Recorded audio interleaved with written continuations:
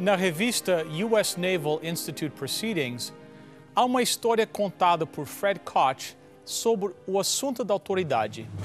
Ele descreveu como 2 navios de batalha em treinamento ficaram por vários dias no oceano em péssimas condições climáticas. Ele estava em serviço no navio principal quando a noite caiu. A visibilidade era mínima por causa da neblina. O capitão estava na ponte de comando, atento a tudo o que estava acontecendo. Logo após o escurecer, o vigia que estava na torre de observação bradou: "Luz, rumo à proa a estibordo." "Está parado ou está movendo-se?" gritou o capitão. O vigia respondeu: "Parada, capitão." Isso queria dizer que aquele navio estava rumo à colisão.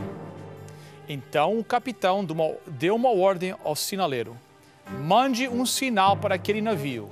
Nós estamos em uma rota de colisão. Mude o seu curso em 20 graus." Então eles receberam a resposta: "É melhor vocês mudarem o curso em 20 graus." O capitão disse: "Comunique isso. Eu sou um capitão e vocês devem mudar o curso em 20 graus." O outro lado respondeu: "Eu sou apenas um simples marinheiro, mas é vocês que devem mudar o curso em 20 graus." Naquele momento, o capitão já estava furioso. Ele gritou: envie isso. Eu sou um navio de batalha. Mude o seu curso 20 graus. Veio de volta a resposta: "Eu sou um farol." Então, nós mudamos o curso.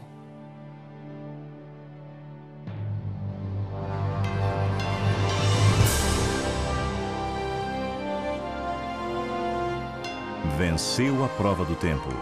O livro de Deus, a Bíblia. Ainda relevante neste mundo complexo. Está escrito, partilhando mensagens de esperança ao redor do mundo.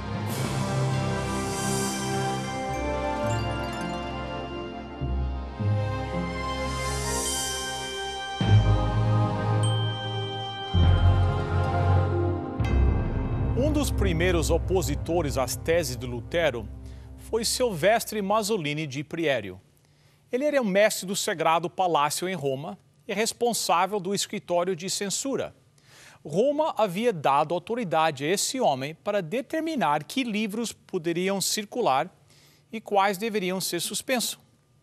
Mais do que isso, ele tinha o poder de determinar qual doutrina cristã os fiéis deveriam acreditar e quais deveriam ser consideradas como heresia. A controvérsia entre Lutero e Priério cresceu cada vez mais, tornando-se uma regra de fé. De forma clara, foi exposto os 2 diferentes fundamentos que existem entre o protestantismo e o papado. A atuação de Priério tomou a forma de um diálogo. Segundo ele, princípios essenciais foram atribuídos à Igreja, entre eles a autoridade investida à Igreja e a obediência exigia a todos os cristãos pela Igreja.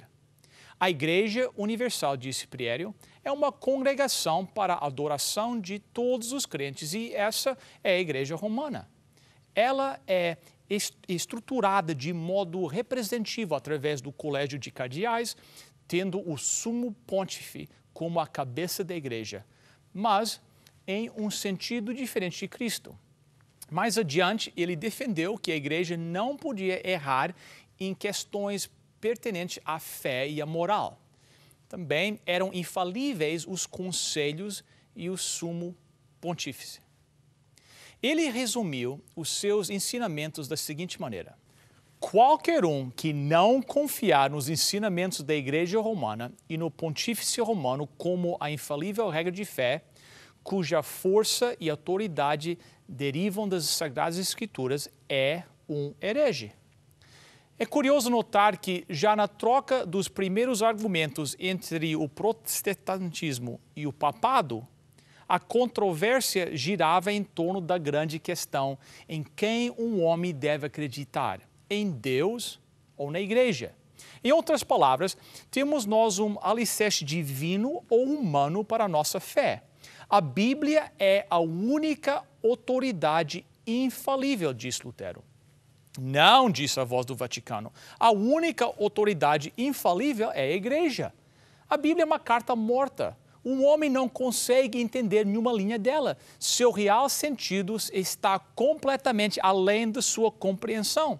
Foi concedido à Igreja e aos padres o poder infalível de interpretar as Escrituras e de revelar isso aos cristãos. Agora, os olhos do Papa começaram a se abrir para a verdadeira importância do movimento de Wittenberg. Eles haviam subestimado o movimento que estourou em uma província remota de seu domínio. No princípio, eles imaginavam que esses questionamentos iam desaparecer rapidamente e Roma continuaria inabalável.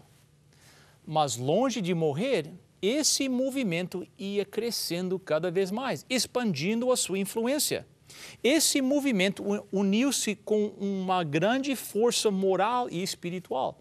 Novos pensamentos e perspectivas ocupavam a mente dos homens. Já se havia formado um corpo de discípulos que se multiplicava. Por ser subestimado, esse movimento só cresceu e alastrou a sua influência. E agora a Igreja começava a temer a queda do seu sistema. A cada dia, Lutero fazia um novo avanço. Suas palavras eram como flechas ligeiras, seus sermões como relâmpagos reluzentes. Os seus ensinamentos eram como fogo que se alastra por todo lugar.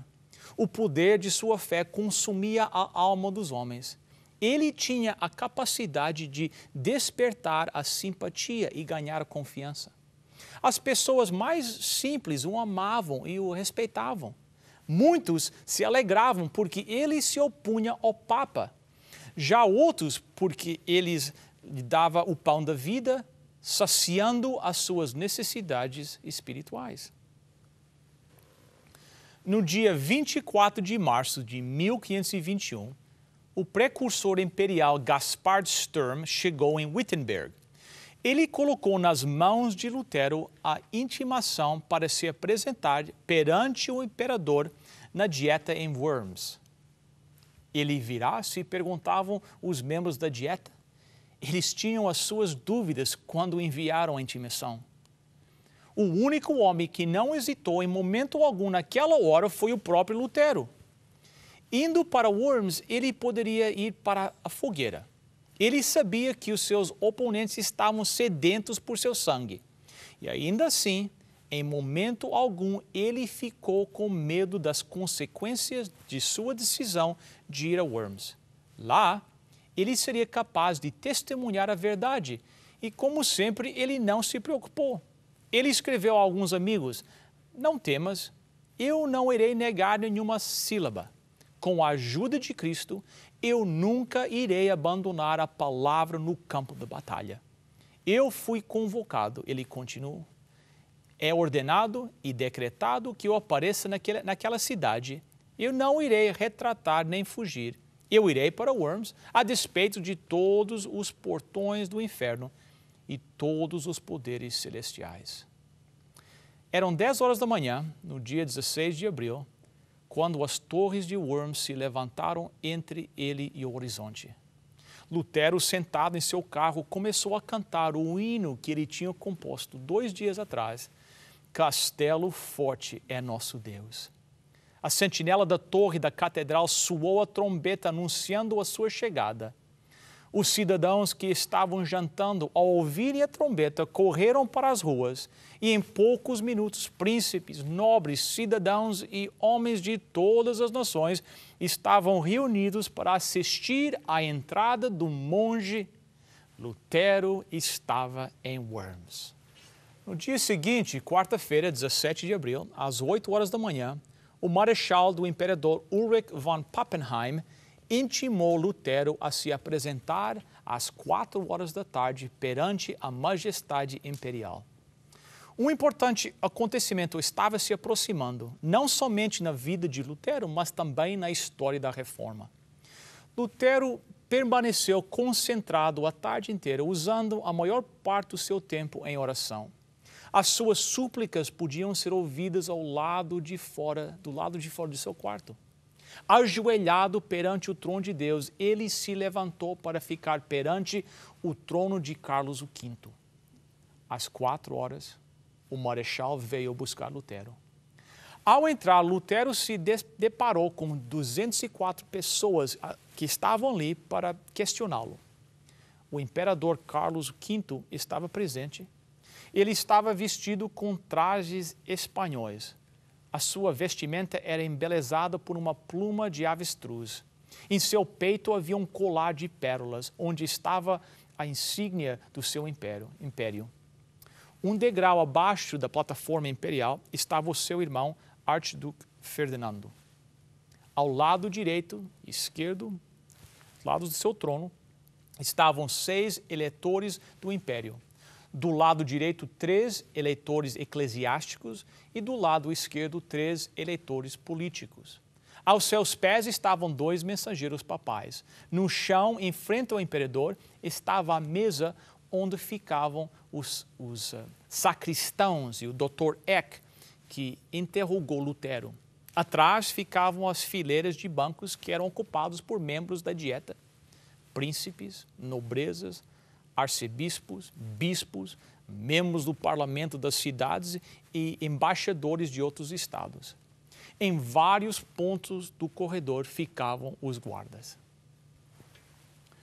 Dr. Eck, porta-voz da dieta, se levantou em meio a um profundo silêncio e com uma voz imponente repetiu, primeiro em latim e depois em alemão, as seguintes palavras: Martinho Lutero, sua sagrada e invencível majestade, o convocou perante seu trono pela recomendação do Santo Império Romano para que responda 2 questões. Primeiro, você reconhece esses livros, apontando para a pilha de livros sobre a mesa, sendo eles escritos por você?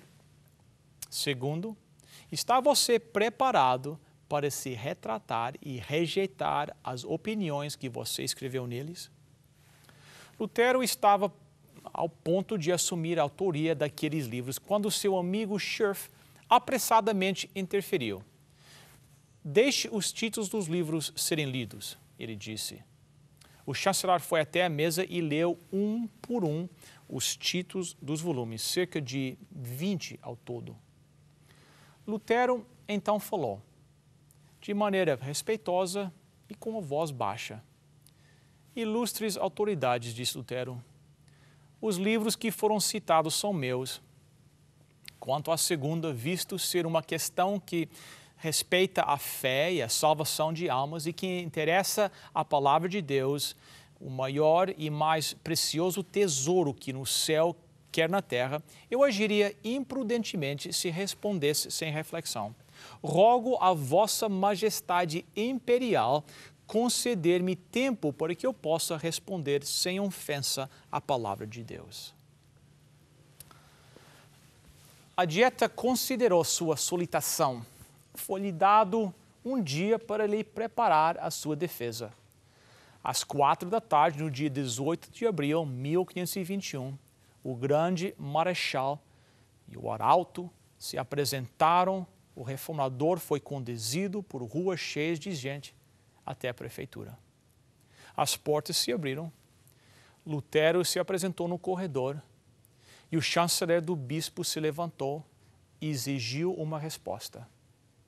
Ele cumprimentou graciosamente o imperador, os príncipes e os lordes. Então começou a sua defesa em um tom modesto, firme e abrangente.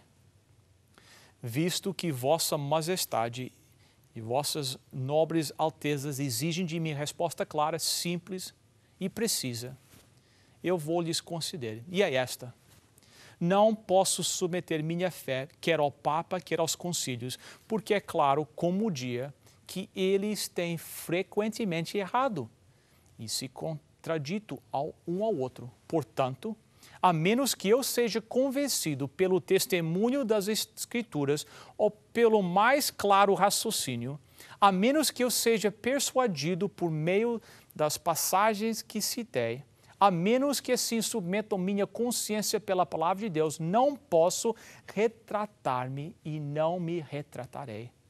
pois é perigoso a um cristão falar contra a consciência.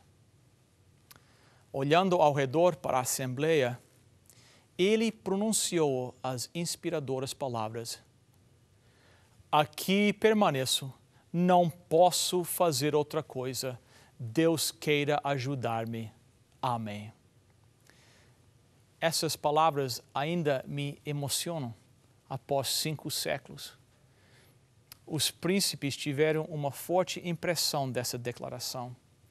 Aplausos romperam o silêncio na Dieta de Worms. Entretanto, nem todos estavam aplaudindo. Os partidários papais estavam espantados. O não do monge tinha caído sobre eles de forma inesperada.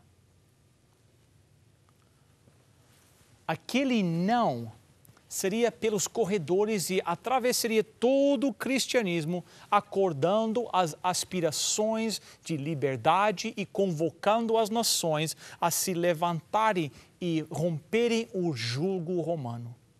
Depois disso, nada importava o que seria feito com Lutero. Eles poderiam queimá-lo, mas qual seria a vantagem? A sua declaração já havia sido pronunciada e as suas palavras não voltariam atrás. A fogueira não podia reverter ou esconder a derrota que eles tinham sofrido. Qualquer punição apenas aumentaria a gloriosa vitória de Lutero. Pediram Lutero que se retirasse por algum tempo. Durante a sua ausência, a Dieta discutiu o que havia ocorrido. Era fácil de ver que uma crise havia se levantado. Eles decidiram lhe dar uma nova oportunidade de se retratar. Lutero foi chamado e levado novamente diante do trono do imperador e questionado a pronunciar novamente seu sim ou não. Com a mesma simplicidade e dignidade, ele respondeu que ele não tinha nenhuma outra resposta para dar que ele já não tivesse dado. Há muitos cristãos hoje inclinados aos costumes e tradições de seus pais. Quando o Senhor envia uma luz adicional, eles se recusam a aceitá-la. Não é porque fomos fiéis às tradições e à luz que os nossos pais receberam que iremos ser aprovados por Deus. Deus espera que cada um de nós pesquisemos por nós mesmos as Sagradas Escrituras. A nossa responsabilidade é maior do que a dos nossos ancestrais. Nós somos responsáveis pela luz que eles receberam e que foi deixada como herança. Porém, também somos responsáveis pela luz adicional que nos foi concedida por Deus. Jesus disse aos judeus incrédulos: eles não teriam nenhum pecado se eu não tivesse vindo e falado a eles. Mas agora essas pessoas não têm desculpa para o seu pecado. São João 15, 22. Foi o mesmo poder divino que falou através de Lutero ao imperador e aos príncipes da Alemanha. E da mesma maneira que veio a luz da palavra de Deus, seu espírito apelou para muitos ali naquela assembleia. Pilatos, séculos antes, permitiu que o orgulho e a popularidade em seu coração negasse o Redentor do mundo. De forma orgulhosa, Agripa confessou: por pouco me persuades a me fazer cristão. Da mesma maneira, Carlos V decidiu rejeitar a luz da verdade por causa do seu orgulho e de sua ganância por poder e influência. Da mesma maneira que os homens se alegram com a liberdade que a verdade traz, eles são inclinados a louvar aqueles que Deus usou para quebrar as correntes do erro e da superstição. Uma das armadilhas de Satanás é desviar a atenção do homem de Deus para as pessoas usadas por Deus. Satanás leva o ser humano a honrar um instrumento usado e ignorar aquele que está guiando todas as coisas. Muitos líderes religiosos que são louvados e reverenciados acabam perdendo a visão de dependência de Deus. Ao caírem nessa armadilha, eles são levados a confiar em si mesmos. Como resultado, eles buscam controlar a mente e a consciência das pessoas, ao invés de as guiarem à palavra de Deus. Por causa desse perigo, Deus deveria preservar a obra da reforma. Os olhos dos homens se voltaram para Lutero como um intérprete da verdade e ele redirecionou esses olhares para o eterno autor da verdade. Castelo forte é nosso Deus, refúgio e fortaleza. Com seu poder defende os seus e os livra com presteza. Com fúria pertinaz nos segue Satanás, com artimanhas tais e astúcias tão cruéis que iguais não há na terra. A nossa força nada faz, estamos sim perdidos, mas nosso Deus socorro traz e somos protegidos. Sabeis quem é Jesus, o que venceu na cruz, Senhor dos altos céus, e sendo o próprio Deus, triunfa na batalha.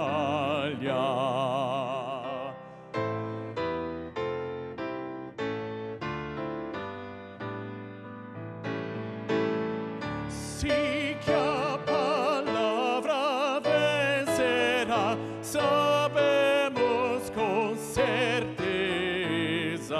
e nada nos assustará, com Cristo por defesa.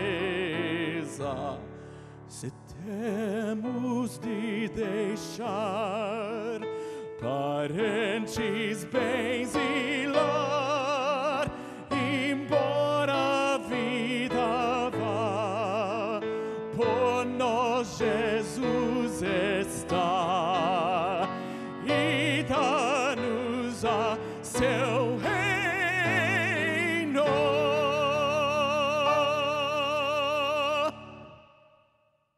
Oremos.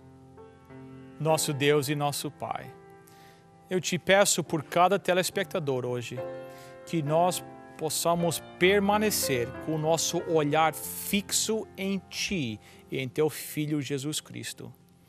E que cada um possa reconhecer que Tu és o nosso castelo forte.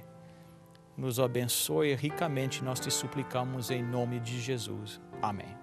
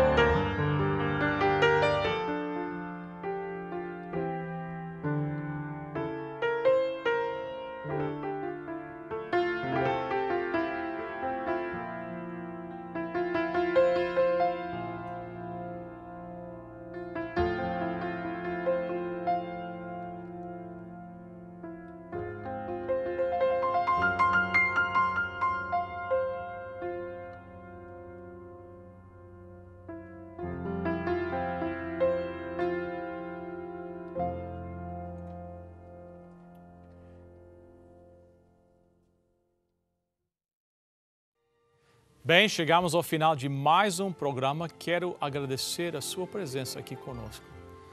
Visite o nosso website, estaescrito.ca. Na próxima semana, nós vamos estar aqui. Eu espero que você esteja conosco. Até lá, lembre-se, está escrito: nem só de pão viverá o homem, mas de toda a palavra que procede da boca de Deus.